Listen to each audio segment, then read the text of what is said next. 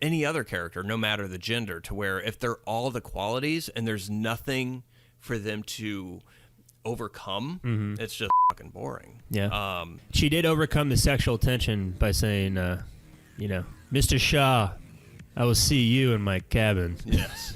For fucking. We're going to just bone. We're going to have the sex. Yes. Bring the monkey. Wink.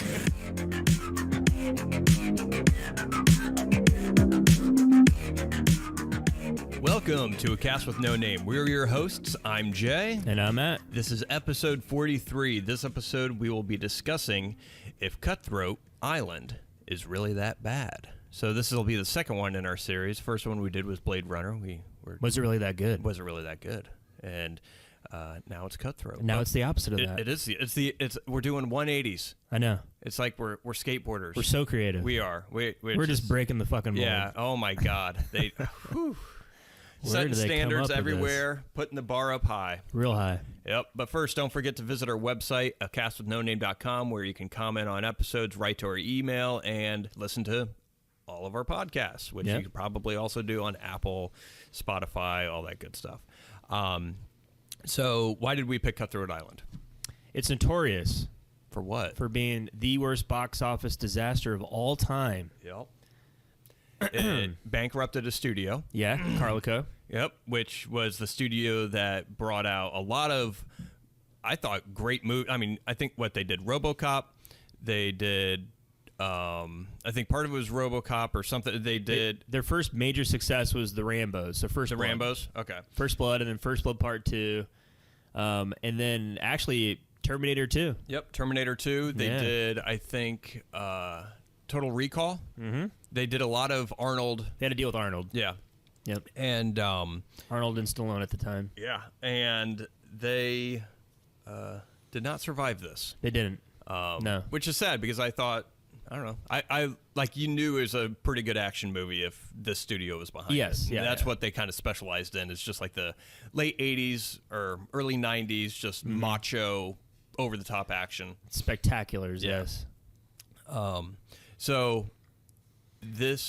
so we wanted to explore this movie. I think I had seen it. Never seen it. I saw it, but I remembered like 3 seconds of it. Because I saw it when it first came out, and that was it. Right. And I had never seen it because of that whole reputation of it. Like, why would I waste my time watching this if it's so? Oh, it's the worst. Yeah, it's the worst movie ever. Biggest so I never even. Ever. Yep. Yeah, never even bothered. Hadn't seen a frame of it. Yep. So, just to give an idea on how much it bombed, before we get into the movie, this movie cost in 1994 $115 million, and which for today's money that so is 250. Yeah, about 230 million, adjusted for inflation. So sizable. Yeah, a little bit. So it's about the size of a Marvel movie. Yeah, An average. I mean, because a lot of movies now are like $200 million, big easily, box office draws. How much money do you think it made? I don't even know the numbers. I'm guessing here. I don't know, like 50 million. No. So out of a $115 million budget, they brought in $10 million. Oh my God! Theatrically, so it was bad. That's real bad. It's not good, Bob. That'd be like a Marvel movie bringing in 20 million. Yep, that's exactly right. So yeah, that's not good. Today's dollars, $230 million budget, bringing in $19 million. Yeah, that's someone's getting fired. Yeah, and whether that 115 million counts for marketing or not, I couldn't find that information out, because usually marketing is on top of. So if you take, typically it's like whatever the budget of a movie is, add 50% or 100%, and that's how much they typically spend on marketing. It's like what, a 2 to 2.5 multiple, something like that. Mm-hmm. Yeah, makes sense. But of course, marketing back in those days is not the same as marketing today. Correct. Definitely not. I mean, it wasn't as international. Yeah. Definitely not. But yeah, so Cutthroat Island came out in 1995, directed by Rennie Harlin, and stars Gina Davis, Matthew Modine, and Frank. You're gonna have to help me with Langella. Langella. Great actor. I've said Langela, Langela. So Langella. Who I didn't know he was in this. So when I saw him, I was kind of like, oh, okay. Yeah. I like Frank. And he's a good actor. It's about a female pirate and her companion race against their rivals to find a hidden island that contains a fabulous treasure. What is the name of that island? Cutthroat Island. Man, these are geniuses. God. These are screenwriters, man. They're top of the line. So, first impressions. I'm not gonna lie, it wasn't as bad as I thought it was gonna be. I agree. I was watching this. There's a lot of things in here that feels weird. Not weird like it just. And we'll kind of get into it in spoilers or whatever. But yeah, overall the movie was not as horrible as what I thought. I've certainly seen worse movies. Sure. I can see why maybe this didn't land with a lot of people. And it could have just been one of those things to where maybe just massive word of mouth spread or just no one just went and saw this. I mean, this came out in 95. I'm trying to remember. I mean, this Independence Day. 96. That was 96. Yeah. It was 95. It was like Bad Boys came out. Ooh, Batman Forever, Apollo 13, Toy Story. Oh, yeah. So some of the movies released in 95 that year. Heat, Seven. I mean, you have The Usual Suspects, Clueless, GoldenEye. Crimson Tide. Yep. Casino. Toy Story. Apollo 13. Yep. You said Bad Boys. Yep. The highest grossing movie that year, Batman Forever. Yep. You had Jumanji, Friday, Billy Madison. I mean, you had a lot. It was a pretty good year for movies. Yeah. And guess what number 10 is on here? What's that? That kind of reminds me of this, Waterworld. Oh. A big budget, Yep. gigantic movie that wasn't as big of a hit as the budget would seem it would be. Mad Max on Water. We might have to watch that for another. I'm telling you, it's not that is bad. Is it really that bad? Yeah, is it really that bad? Yeah. No, that's a good idea. Yeah. I like that. So it had some competition. I remember Batman Forever being the biggest movie ish that year. I just advertisements. Oh all God, over yeah. the place. Jim Carrey was just. I mean, yeah, he was everywhere. Yep. So it had competition. It could have been that. It could have been a lot of different factors. But it doesn't. Overall, I don't think the movie holds up. It felt like they had a bunch of footage and they were trying to piece together something that was serviceable. That was coherent. Yeah. And that was it. I mean, it's not horrible, but it's also maybe not one that a lot of people would want to revisit. There's a lot of things in here that I saw that I think they really nailed in Pirates of the Caribbean. Yeah. I actually thought watching the movie that I'm like, this is Pirates of the Caribbean. Yeah. Pirates of the Caribbean did it better. Yeah. Because if I were the writers on Cutthroat Island, I watched Pirates of the Caribbean, I'm like, this is our story. This is the story. Except for the pirates are like undead. Mm-hmm. And that's it.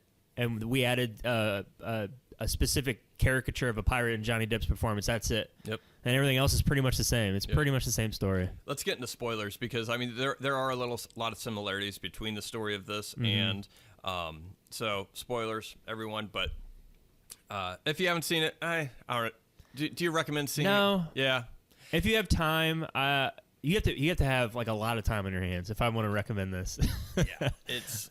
Because I will say, like, some of the stunts in it, like, you just don't see those like, the practical stunts. They just don't exist anymore. And there were some really good stunts in it.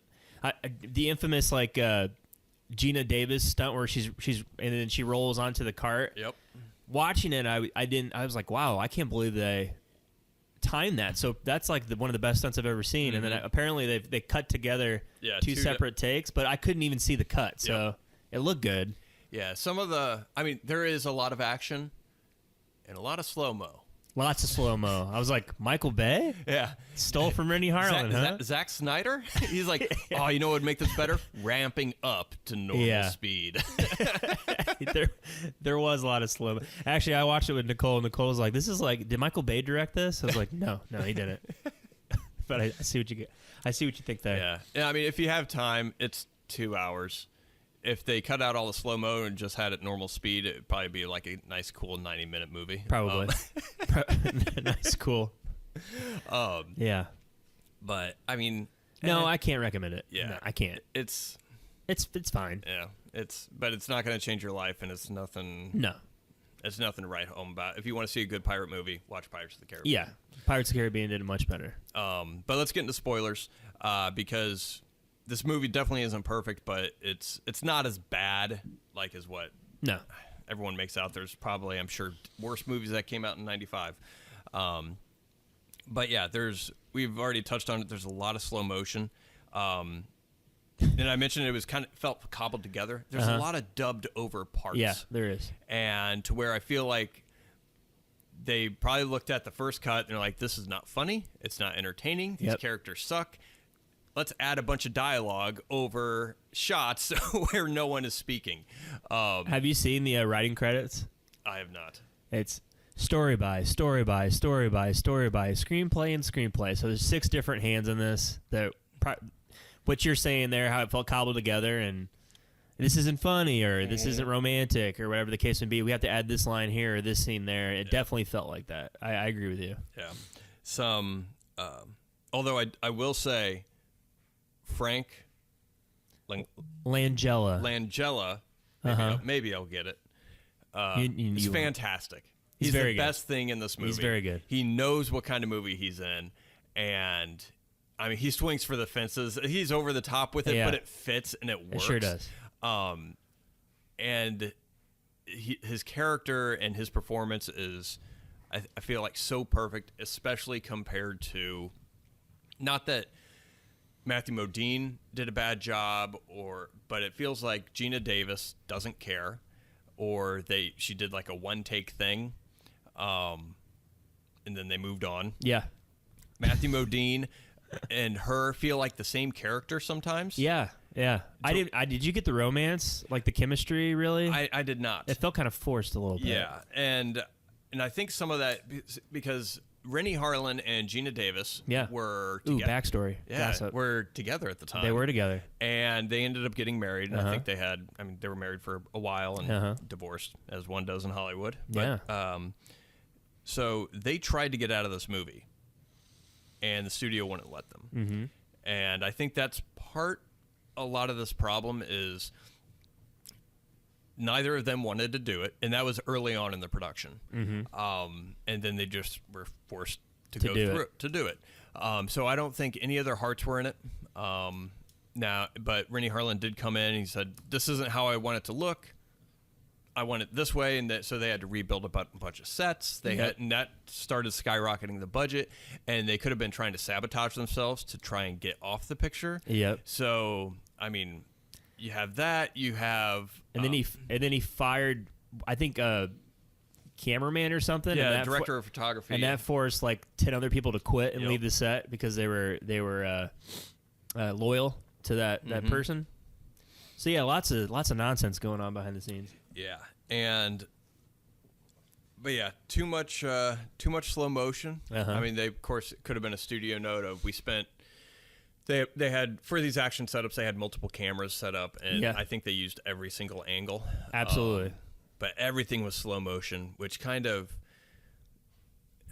some of the scenes, like rolling out of the window, was pretty cool looking. That's kind of pretty cool looking. But then a lot of it's just slow motion of shit exploding and cannons firing, and it's like, let's move it along. I mean, it's nothing that was. It might have been better if they just sped it up, or maybe if they were played at a normal speed, maybe it was too quick and it didn't work. They had a contract obligation of it being 120 minutes.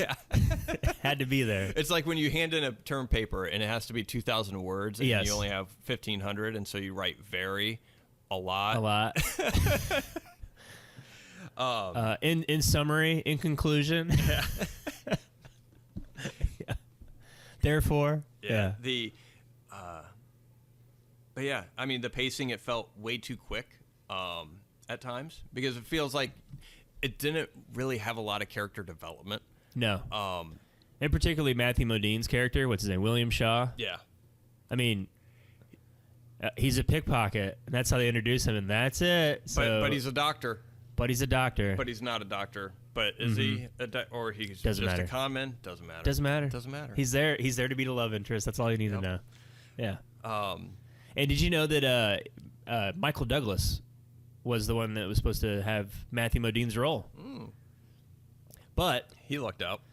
Well, he was going to do it, but in the screenplay, he didn't have as much screen time as he wanted to have. Oh. He wanted to have equal or more screen time than Gina Davis. Yeah, understandable. Yeah. He's pretty big at the time. Yeah. You mean one of those 6 writers couldn't squeeze him in there some more? Nope. They said, no, this is Gina Davis's movie. Because at the time, they were trying to, like Rennie Harlan, like you said, they were married. Rennie Harlan had this grand vision of Gina being like the next action star. Hero. Yeah, yes. Because after this movie, they did The Long Kiss Goodnight. Right, which is actually pretty good. Yeah.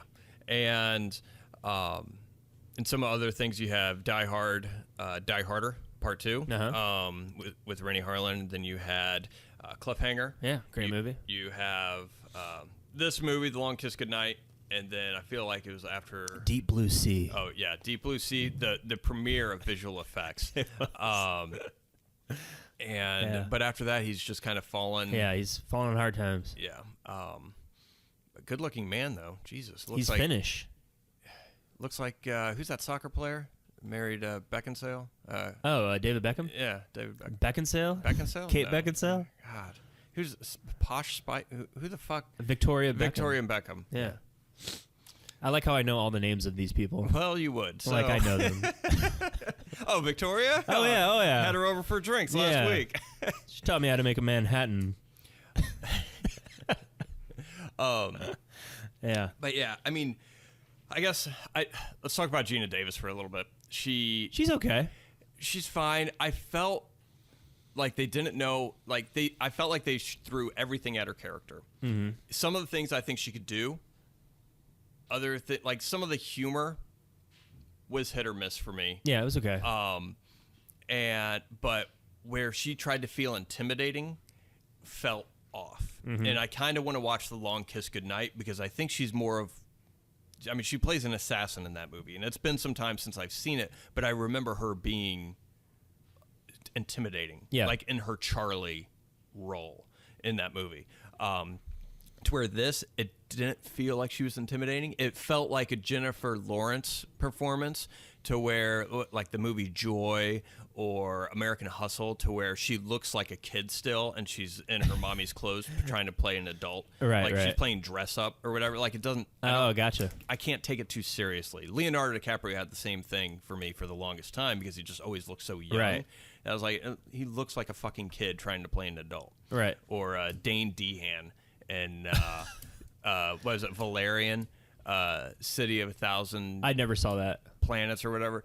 I turned it on for a little bit, and both of those was a Dane DeHaan and God, what's that? Cara Delevingne. Yeah. They were supposed to play space cops, and I was like, these look like children. Right. I was like, could we have hired anyone that looked younger? Because they look like toddlers and they're supposed to be intimidating adults. I don't buy it. So, right.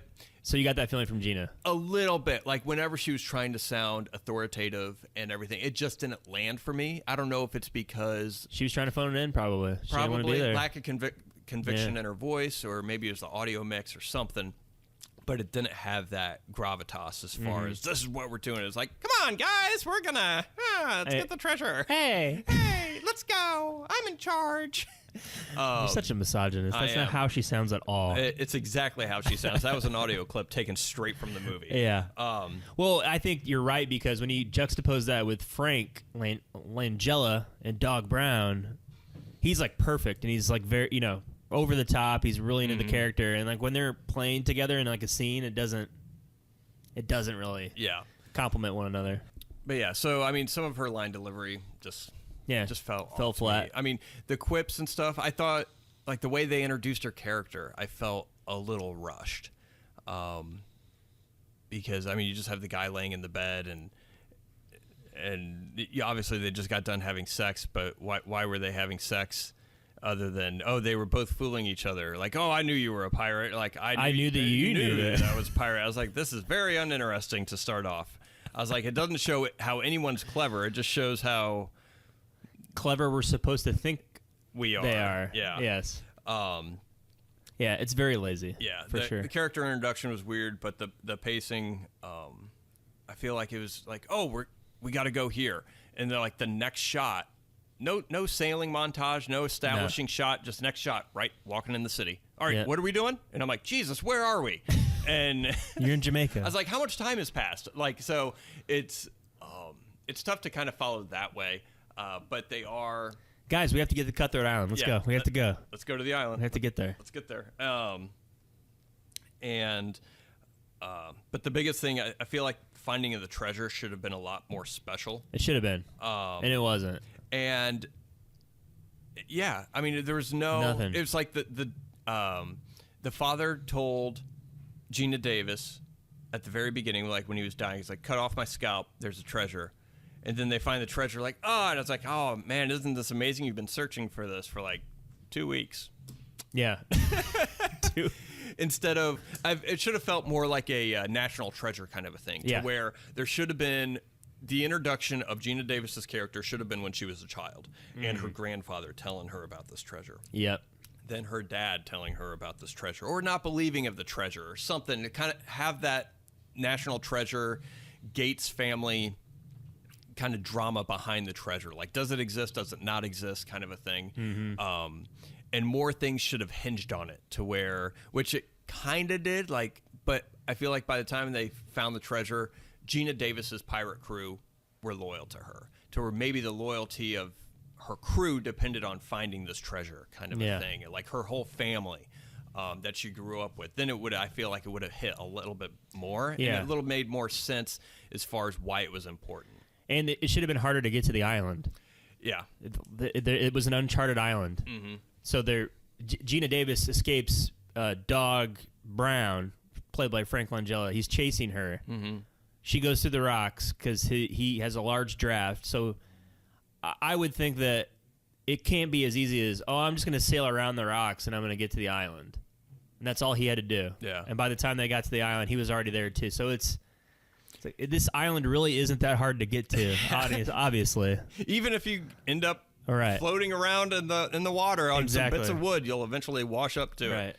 Yeah. I will say the music is very, very good. Mm-hmm. I liked it a lot. It is, yeah.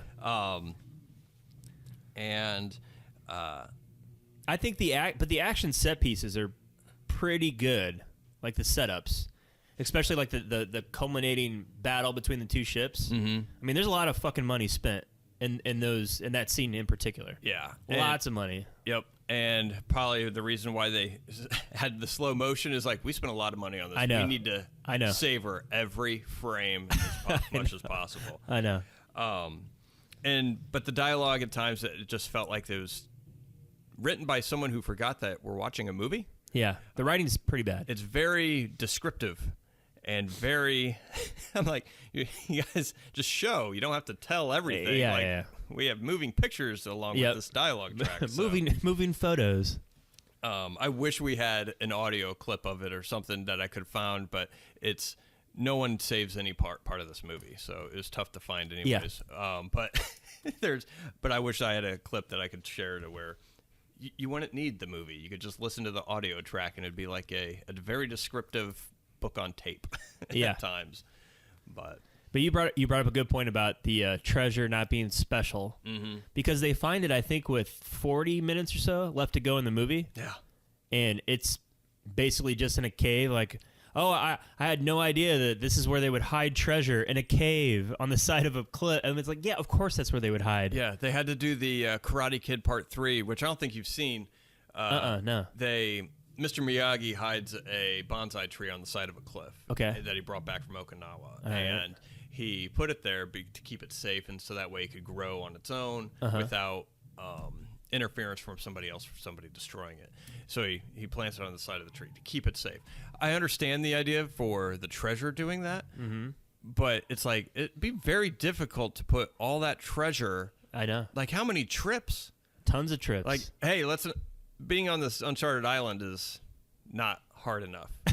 Let's rappel down a mountain to where we're only able to carry like a sack at a time and then go back into this cave and drop it in the water. Yeah. And then we can pile it up. How long is that going to take? About 10 years. Because we need a freaking crane to move all this shit. Yep. And, but yeah.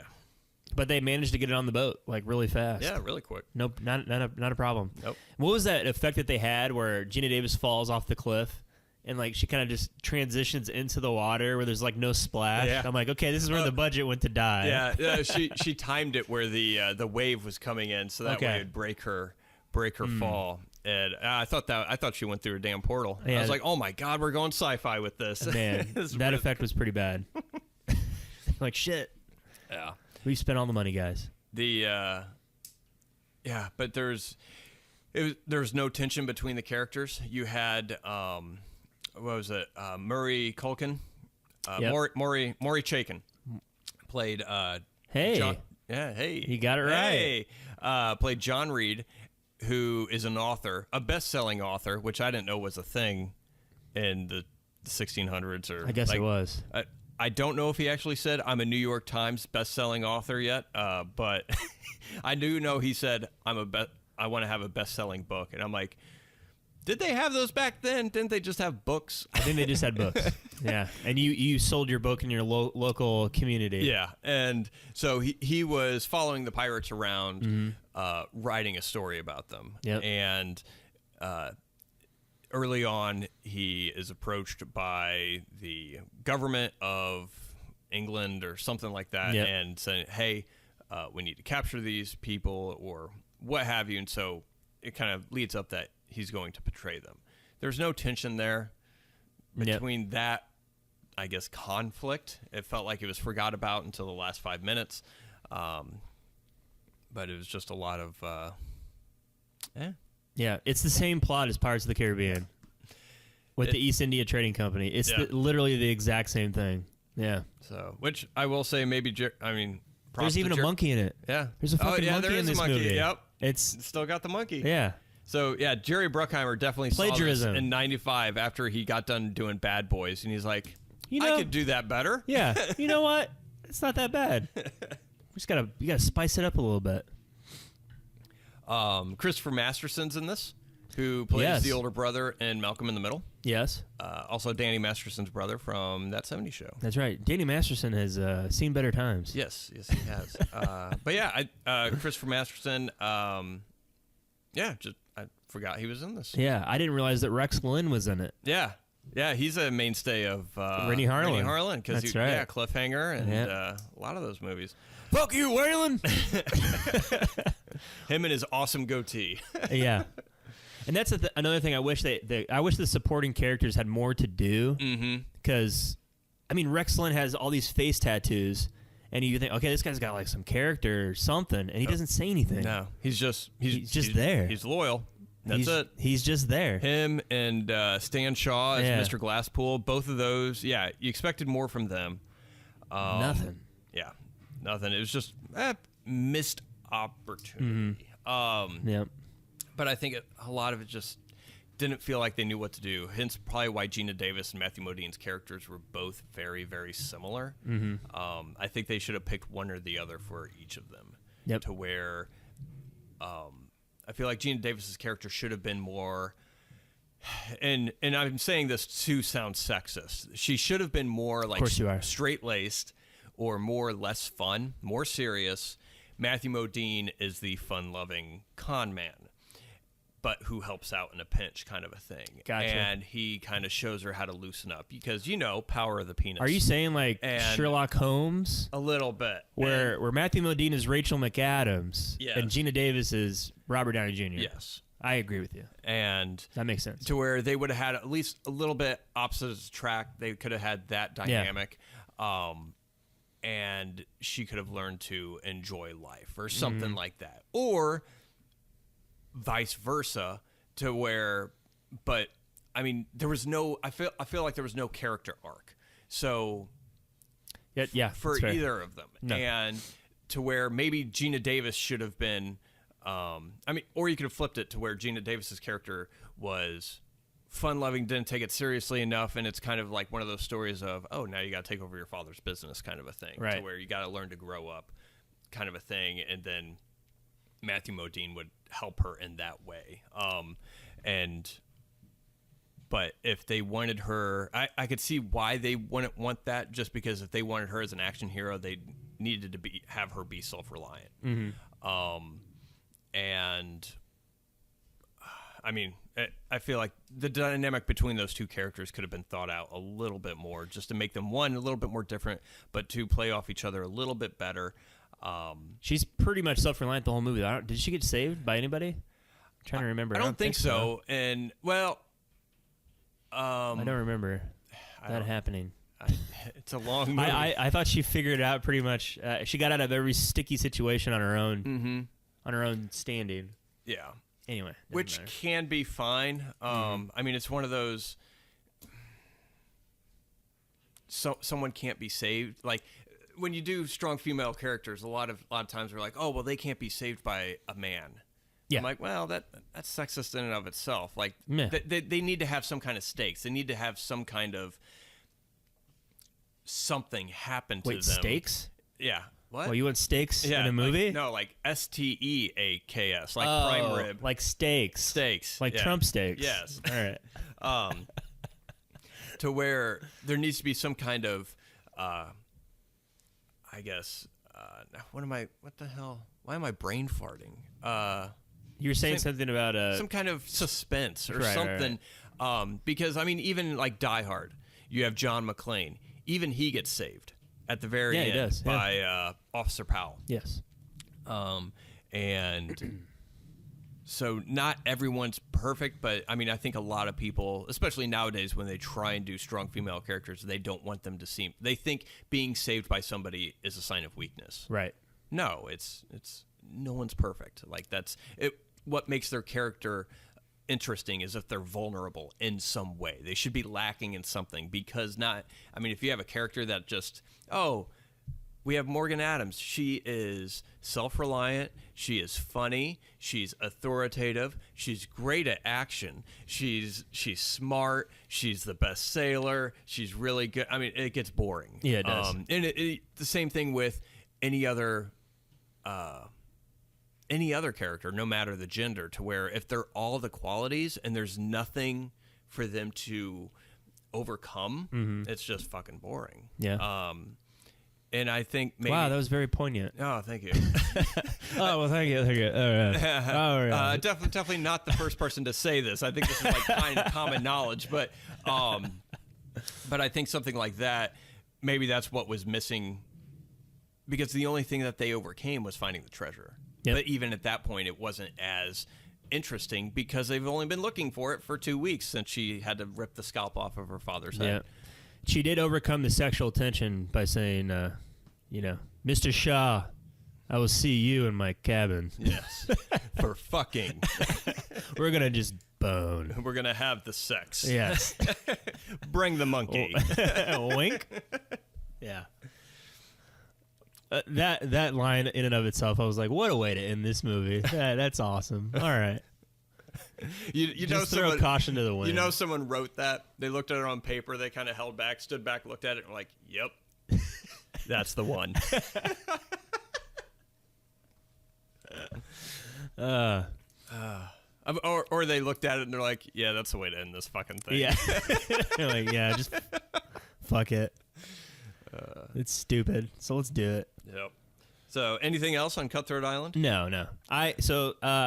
Yeah, I don't recommend it, but is it in keeping with like one of the worst movies ever made? No, it's not one of the worst movies ever. I've seen way worse movies, but I do understand why it lost a lot of money, because it's not that great.